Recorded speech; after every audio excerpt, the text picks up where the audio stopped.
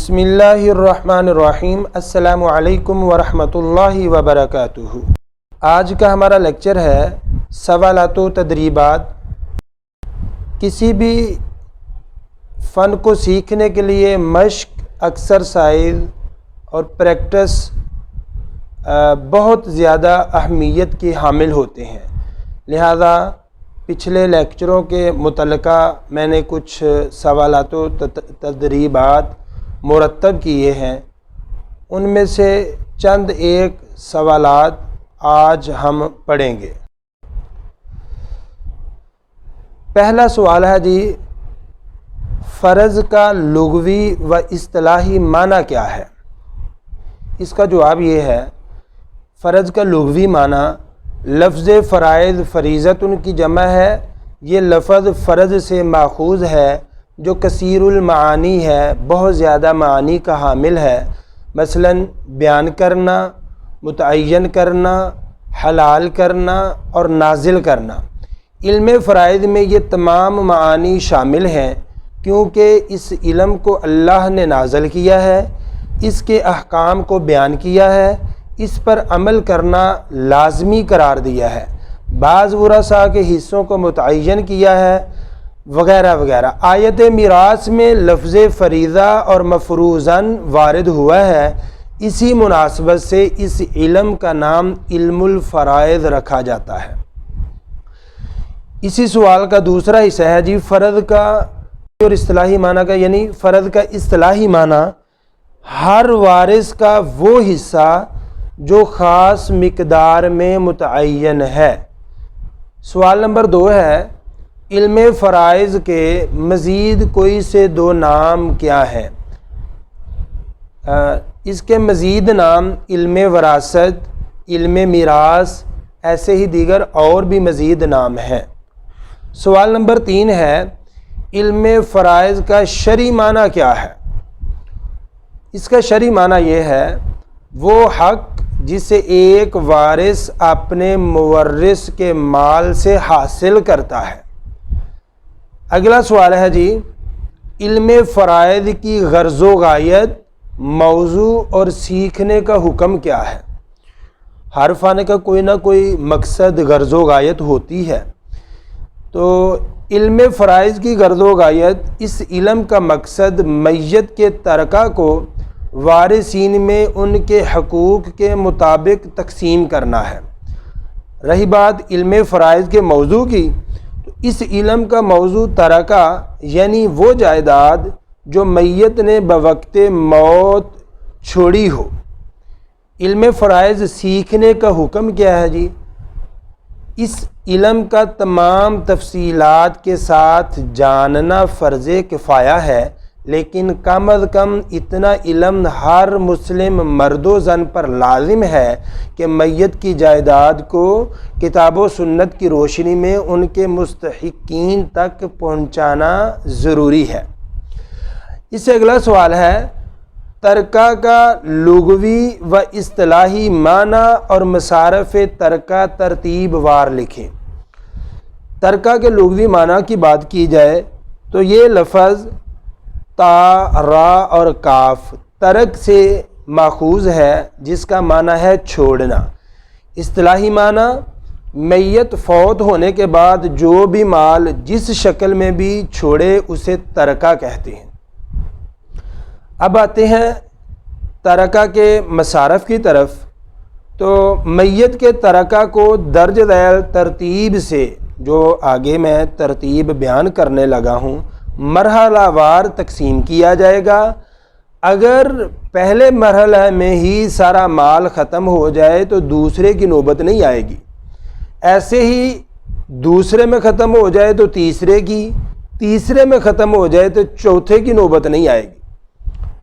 البتہ ترکہ کے مصارف میں پہلا جو ہے مصرف وہ ہے تجہیز و تکفین، جس کا مطلب یہ ہوتا ہے میت کی تجہیز و تکفین کا انتظام میت کے ترکہ سے کیا جائے، یعنی اسے کفن دینا، اور اس کے قبر وغیرہ کا بعض علاقوں میں قبر خریدی بھی جاتی ہے، یا اور جو سامان ہے تجہیز و تکفین کے اس کے متعلقہ اس کا انتظام اس کے ترکہ سے کیا جائے اور اس میں اوسط درجہ کی اشیاء کا استعمال ہو۔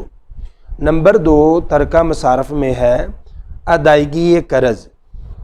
اس میں کچھ صورتیں ہیں۔ اگر میت کے ذمہ ایسا قرض ہے جس کے بدلے کسی کے پاس میت کا کوئی مال بطور گروی رکھا ہوا ہے تو میت کی طرف سے اس قرض کی ادائیگی کر کے گروی رکھا ہوا مال ترکہ میں شامل کریں گے۔ اگر میت کے ذمہ عام قرض ہو اور ہو بھی ایک ہی شخص کا تو اسے مطلوبہ رقم ادا کی جائے گی۔ اگر قرض کی رقم ترکہ سے زیادہ ہو تو اس صورت میں ترکہ جتنا بھی ہو قرض لینے والے کے حوالے کر دیا جائے گا۔ اگر قرض خواہ ایک سے زائد افراد کا ہو اور ترکہ وافر ہو تو سب کا قرضہ چکا دیا جائے گا۔ بصورت دیگر یعنی اگر قرضہ زیادہ ہو اور ترکہ کم ہو تو ہر قرض خواہ کو اس کے قرض کی رقم کی نسبت سے مال دیا جائے گا۔ اگر میت کے ذمہ اللہ کا قرض ہو، مثلا اللہ کی راہ میں خرچ کرنے کی نظر مانی ہو تو اس کے ترکہ میں نظر کی رقم کو اللہ کی راہ میں خرچ کر دی جائے گی۔ وصیت کی تنفیذ یعنی وصیت کو نافذ کرنا۔ اگر میت نے 1/3 مال یا پھر اس سے کم مال کی جائز وصیت کی ہو تو اتنا مال وصیت میں خرچ کیا جائے گا۔ یاد رکھنے کی بات ہے، اگر ناجائز کام کے لیے وصیت کی گئی ہو تو اس کی وصیت کو نافذ نہیں کیا جائے گا۔ اگر وصیت ہو بھی جائز کام کی مگر 1/3 سے زیادہ ہو تو اس کے مال میں سے صرف 1/3 ہی نافذ کی جائے گی، کیونکہ متعدد احادیث میں 1/3 مال سے زیادہ وصیت کرنا منع ہے۔ تہائی میتھ کے اندر، ریاضی کے اندر 1/3 کو کہا جاتا ہے۔ اس کے بعد آ جاتا ہے ورثاء میں تقسیم۔ اسلامی نظام میراث کے تحت ترکہ کی تقسیم ہی علم فرائض کا مقصود ہے، باقی سارے اس کے لوازمات ہیں، اصل مقصود جو ہے وہ ترکہ کی تقسیم ہی ہے۔ اس سے اگلا سوال ہے وراثت کے اراکین کتنے اور کون کون سے ہیں؟ وراثت کے ارکان 3 ہیں۔ نمبر 1 مورث، نمبر 2 وارث اور نمبر 3 مال موروث یعنی ترکہ۔ ان کی وضاحت لیکچر کے اندر بیان ہو چکی ہے، یہاں پر صرف سوال حل کرنا مقصد ہے۔ اگلا سوال ہے وراثت کے اسباب کتنے اور کون کون سے ہیں؟ وراثت کے اسباب 3 ہیں۔ نمبر 1 النکاح، نمبر 2 النسب اور نمبر 3 الولا۔ الولا کا مطلب ہوتا ہے آزاد کردہ غلام سے آزاد کنندہ کا تعلق۔ اس کی تفصیل بھی اپنی جگہ لیکچر میں بیان کر دی گئی ہے۔ پھر اگلا سوال آتا ہے موانع وراثت کتنے اور کون کون سے ہیں؟ وراثت سے موانع 3 ہیں۔ نمبر 1 القتل، وارث کا اپنے مورث کو قتل کر دینا۔ نمبر 2 الکافر، وارث اور مورث میں سے کسی کا غیر مسلم ہونا۔ نمبر 3 الرق، وارث کا غلام یا لونڈی ہونا۔ رق کا مطلب ہوتا ہے غلام یا لونڈی ہونا۔ تو اس کی تفصیل بھی اپنی جگہ لیکچر پر بیان کر دی گئی ہے۔ اگر ان میں سے کوئی ایک چیز بھی پائی جائے تو وہ بندہ وراثت سے محروم ہو جاتا ہے، جائیداد میں سے اس کو حصہ نہیں ملتا۔ اس سے اگلا سوال ہے وراثت کی شرائط کتنی اور کون کون سی ہیں؟ وراثت کی 3 شرطیں ہیں۔ نمبر 1 مورث کی وفات کا یقین ہو جائے، اور یہ یقین 3 ذرائع سے ممکن ہو سکتا ہے۔ نمبر 2 مورث کی موت کے بعد وارث کی حقیقی یا حکمی حیات کا یقین ہو۔ مفقود کو دوران انتظار اسی حمل کو ایسے ہی حمل کو نطفہ کی حالت میں حکماً باحیات مانا جاتا ہے۔ وراثت کی شرائط میں سے تیسری شرط ہے جی وراثت کا سبب معلوم ہو۔ تو حضرات یہ پچھلے لیکچروں کی ایکسرسائز ہے، پریکٹس ہے، ایک نظر آپ ان کو ضرور پڑھیں بھی اور لیکچر کو سنیں بھی اور اس کو لکھنے کی کوشش کریں۔